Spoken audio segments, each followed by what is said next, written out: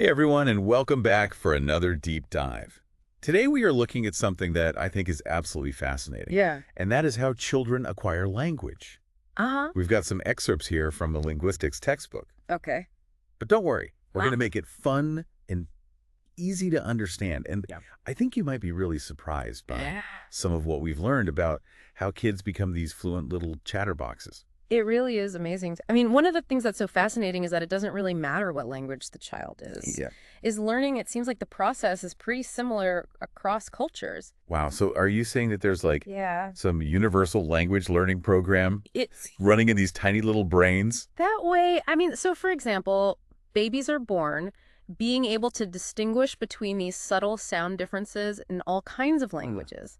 But here's the thing. By the time they're a year old, they actually start to lose that ability for sounds that aren't part of the language that they're hearing every day. Oh, so it's like if you don't use it, you lose it, Exactly. even for babies. Yeah, and that's why that interaction with real people is so important for language development. Right. You know, just hearing language from a screen or something, that's not enough. They need that back and forth, Right. the give and take. Got it.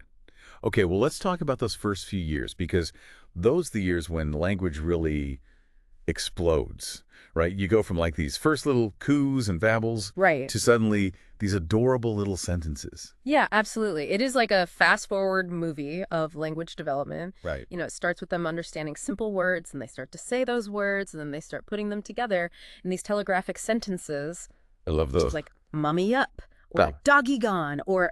My niece used to say, want juice all the time. Exactly. Just And- like so direct. Yeah, and you know what's interesting is even though those sentences are short and sweet, they really show that the child is already figuring out how to combine words in a way that makes sense. Like, they're getting this basic sentence structure, even if they're not using all the fancy grammar rules yet. So it's almost like they're like these mini linguists running around Yeah. experimenting with language. Exactly. And one of the coolest things is that they're not just imitating what they're hearing, they're actually figuring out the underlying rules Yeah. of the language, almost like they're cracking a code. So how do researchers know that they're actually figuring out these rules and not just like repeating what they've heard? Well, there's this really clever experiment called the WUG test. And basically what they do is they show a child a picture of this made-up creature, and they call it a WUG. Okay. And then they show them two of these creatures, Okay. and they ask, now there are two.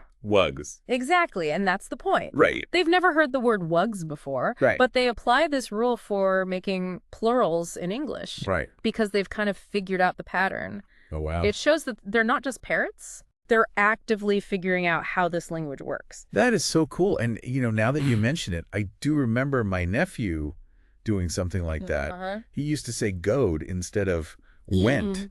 He was applying, you know, the regular past tense rule, even though "go" is irregular. Exactly. So he was trying to like be logical about it. Right. Like children are constantly testing out these theories about language, Yeah. trying to make sense of these patterns. That's really interesting. So it's not just about the cuteness of kids saying funny things. Yeah. It's actually like valuable data It is. for these researchers. Absolutely. And as kids get older, they start to master more and more of those little grammatical details, you know, things like verb tenses and plural endings and all those little words that tie sentences together. Oh, so you mean like all those grammar rules that make English so tricky sometimes? Exactly. But here's the thing.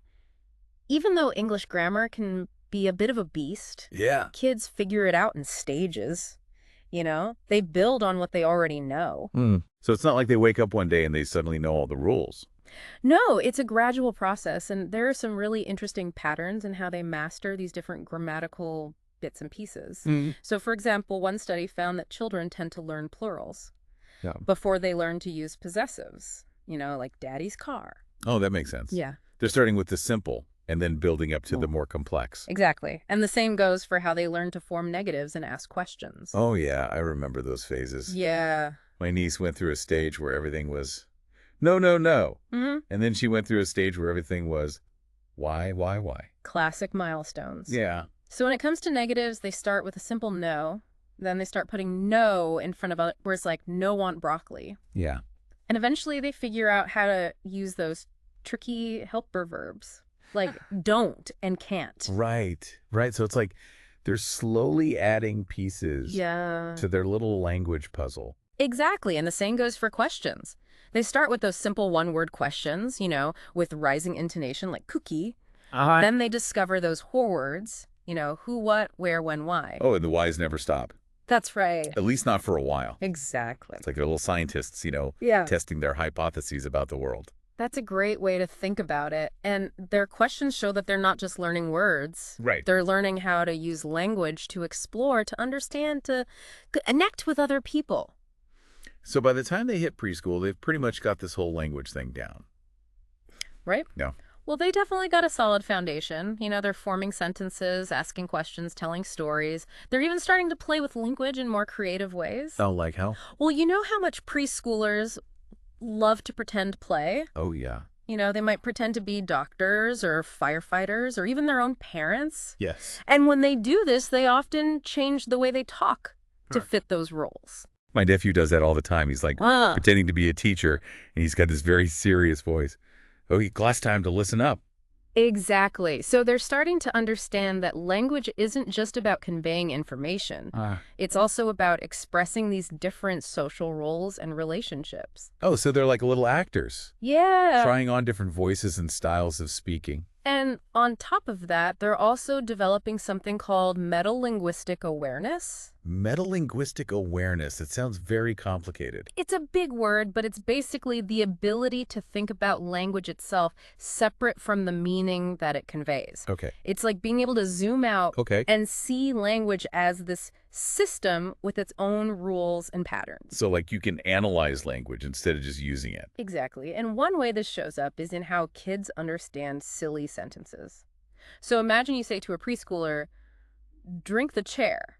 Okay. They'll probably giggle and say, that's silly, you can't drink a chair. Bro, because it doesn't make sense. Exactly, because they understand that the meaning of the sentence doesn't make sense. Right. But now imagine you say to them, kick the 8. Okay. They might not be able to explain why it's wrong, but they'll know it sounds funny. Right. So they're starting to get a feel for how words should be ordered in a sentence, even if they don't know the technical grammar rules. Wow, that's really interesting. It's amazing to think that all of this is happening before they even set foot in a classroom. It really is a testament to the incredible learning capacity of the human brain. And, all of this makes you wonder, how do kids actually pull off this amazing feat of language learning? That is a great question. And that leads us to kind of the big debate in language acquisition. Are we born with this special language instinct, or do we learn language through our experience? Right. And I guess we'll have to dive into that next time. Welcome back, everyone. Last time we were just blown away by how kids master their first language. Yeah. Talking about all those amazing milestones they hit. From those first babbles Yeah. to becoming like these little grammar detectives. It really highlights the power of the human brain when it comes to language. Yeah, totally. But now let's shift gears a bit and tackle a question that I think a lot of people have wondered about, and that is it easier to learn a language as a kid or as an adult? That's the million-dollar question, isn't it? And like most things in life, I don't think there's a simple answer. Yeah, no easy answers. Yeah. But let's be honest here. Kids just seem to pick up languages like it's nothing. Right. They just like soak it all up. They pronounce things perfectly. Right. They never get hung up on grammar rules. You're right. They often do seem to have this like magical ability. And there are some theories that suggest that, maybe because their brains are still developing, it makes them more flexible and open to new sounds and patterns. So like a sponge that just soaks up everything it touches. Exactly. Think about it. Kids are constantly learning new things about the world. So picking up a language is just part of that process. It's like their brains are primed for language learning. But does that mean that like adults are just out of luck? Are we stuck with our one language and destined to struggle with any other language we try to learn? Not at all. While adults might not have that same sponge-like brain plasticity, we do have other advantages. Like what you mean, like our superior intellect and wisdom? Well, those certainly don't hurt, but I'm talking more about things like our, cognitive abilities and our life experiences as adults. We're better at understanding abstract concepts. We can analyze information. We can make connections between different ideas. So we can use our grown-up brains to approach language learning in a more strategic way. Exactly. We can think about grammar rules. We can compare languages. We can use our knowledge of the world to make sense of new vocabulary. So, okay, maybe we're not sponges anymore, but we can be like savvy language learners. Absolutely. And don't forget about motivation. Adults often have very specific reasons for learning a language. Yeah.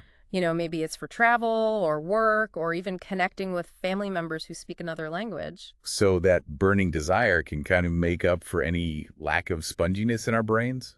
Exactly. When you're truly motivated, you're more likely to put in the effort. You're going to stick with it when things get tough. You're going to find creative ways to learn. So it's more like a marathon than a sprint. Yeah. You need that inner drive to keep you going. That's a great analogy. And, all of this makes me think about my own experience learning Spanish.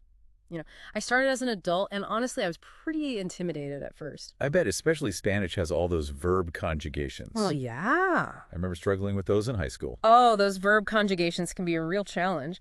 But I found that once I started using Spanish in real-life situations, like talking to native speakers, traveling to Spanish-speaking countries, things just started to click. So it's like all those grammar rules and all that vocabulary you'd learned suddenly came alive. Exactly. It's one thing to memorize verb conjugations from a textbook. Yeah. It's a whole other experience to actually use them in real-life conversations. For sure. Okay, so maybe we should talk a little bit more about those real-world challenges that adult language learners face. And let's start with pronunciation. I mean, kids just seem to pick up accents so easily. Yeah. Is it even possible for adults to sound like a native speaker? That's a common concern, and to be honest, it can be tougher for adults to achieve that perfect native-like accent. Okay. But that doesn't mean good pronunciation is out of reach. So there's hope for us non-sponges. Absolutely. It's all about being aware of the sounds that are tricky for you, listening carefully to native speakers, and then just practicing. Practice makes perfect, right? Exactly. And, it's important to remember that even native speakers have different accents and dialects. So the goal isn't necessarily to sound exactly like someone else, Right. but to be clear and understandable. So it's about communicating effectively, not about achieving some kind of linguistic perfection. Exactly. And, another area that can be challenging for adult learners is grammar. Oh, tell me about it. I remember feeling totally overwhelmed by all the rules, and when I was trying to learn French, it was like trying to solve a complex math equation. I hear you. Adults tend to approach grammar in a more analytical way, Yeah. which can be helpful, but it can also lead to overthinking and a fear of making mistakes. So it's like we get stuck in our heads analyzing every sentence before we even open our mouths to speak. Right, but remember, even in our native language, we don't think about all those grammar rules as we're speaking. Right. We just use language naturally and effortlessly. So how do we get to that point in a new language? Well, it's a combination of understanding the basic rules, getting lots of exposure to authentic language, and most importantly, practicing. Practice, practice, practice. Yeah. I'm sensing a theme here. It's the key to fluency, and don't be afraid to make mistakes. It's part of the process. Think about how kids learn language. Yeah. They make tons of mistakes. Yeah, they do. But they keep trying, and they gradually get better. Yeah. So embrace those mistakes, learn from them, and keep on talking. Exactly. And, speaking of learning from mistakes, I remember when I first started traveling to South America, my Spanish was pretty basic, and I was so nervous about making mistakes. But I quickly realized that people were more interested in communicating with me than judging my grammar. So it was more about the connection than being grammatically perfect. Absolutely. Yeah. And I found that the more I spoke, even with mistakes, the more confident I became. And the more confident I became, the more I learned.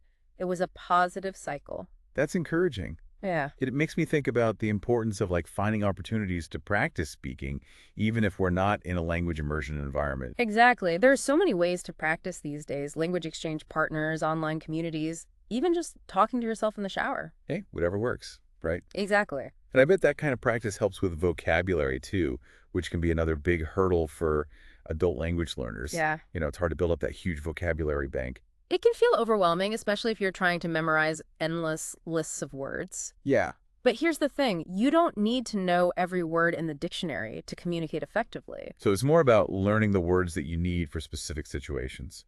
Exactly. Think about your goals for learning the language. If you're learning for travel, focus on vocabulary related to transportation, accommodation, dining. If you're learning for work, focus on industry-specific terms. Right. It's kind of like packing for a trip. Yeah. You don't bring your entire wardrobe. Yeah. You just bring the clothes that you're actually going to wear. Perfect analogy. And another key to vocabulary learning is to make it fun and engaging. Oh, okay. Don't just rely on flashcards. Read books, watch movies, listen to music. find ways to encounter new words in context. So it's all about immersion. Exactly. Surrounding yourself with the language as much as possible. And remember, vocabulary learning is a lifelong process. Even in our native language, we're constantly encountering new words and expanding our vocabulary. So it's not about reaching some finish line. It's about enjoying the journey. Exactly. And that brings us back to something we talked about earlier, the importance of interaction.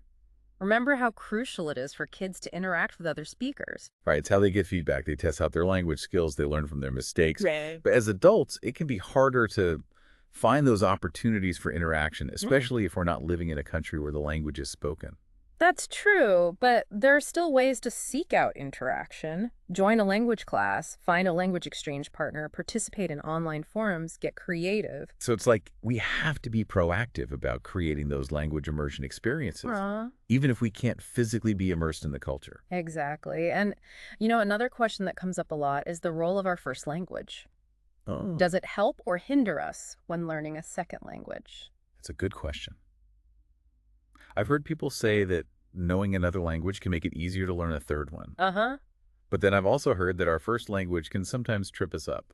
You're right. It can go both ways. Our first language can be a valuable resource. We can use it to compare grammar structures. We can find cognates, words that are similar across languages.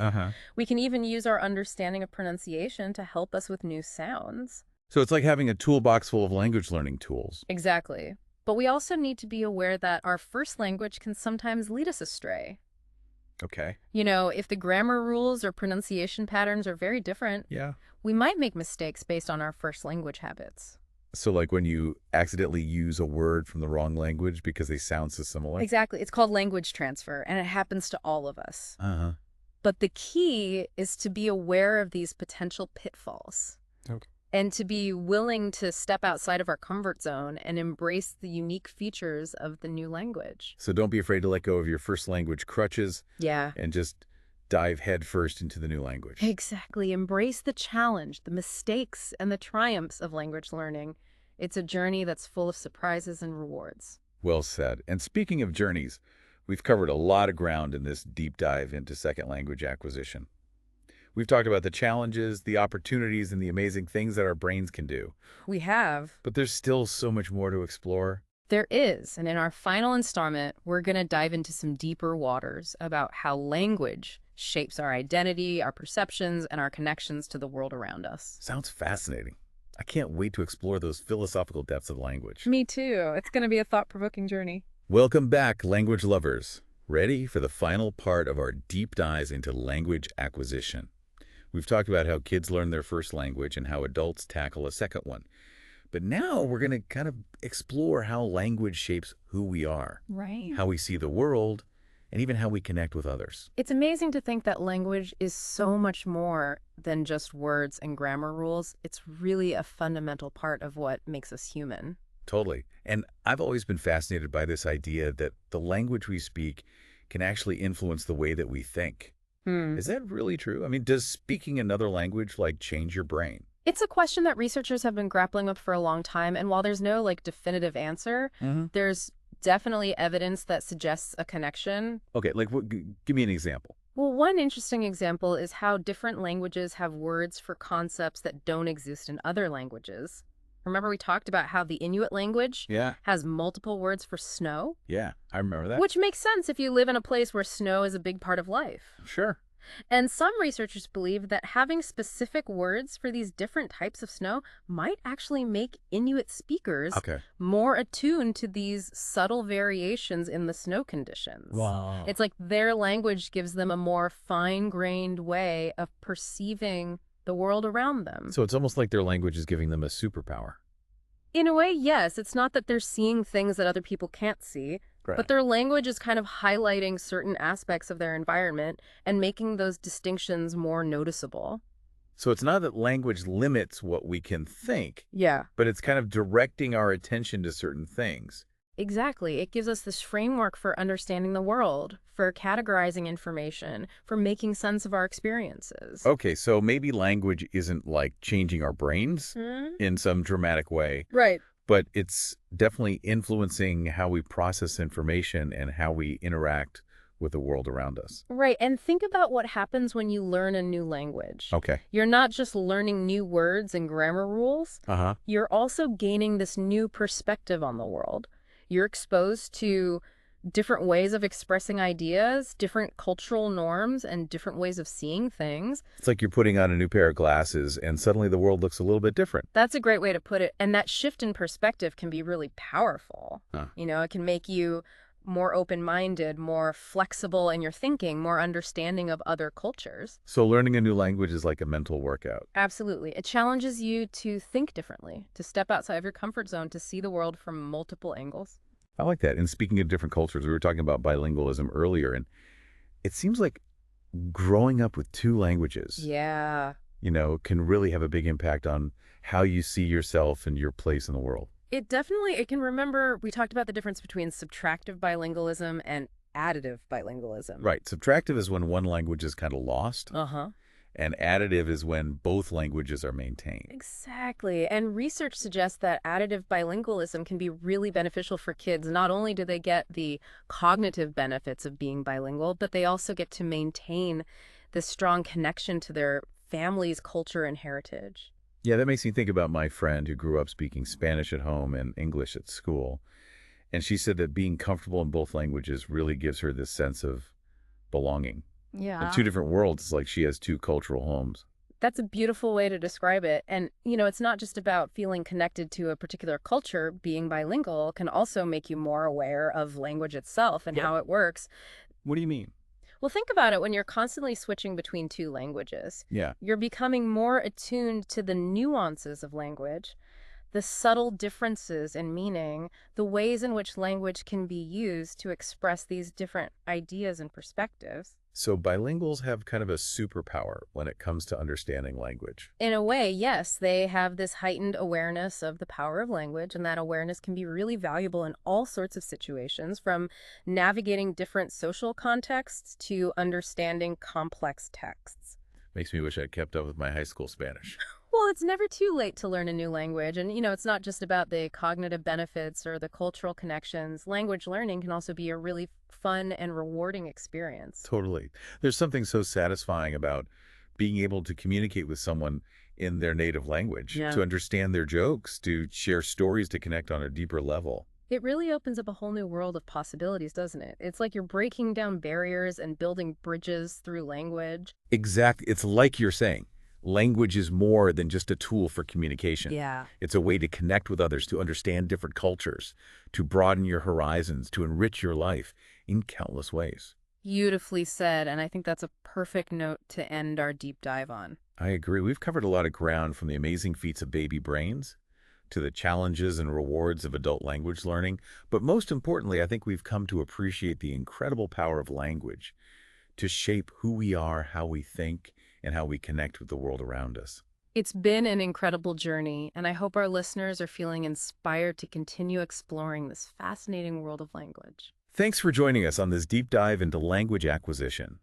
We hope you've learned something new, gained a new perspective, and maybe even been inspired to start your own language learning adventure. Until next time, keep those language fires burning.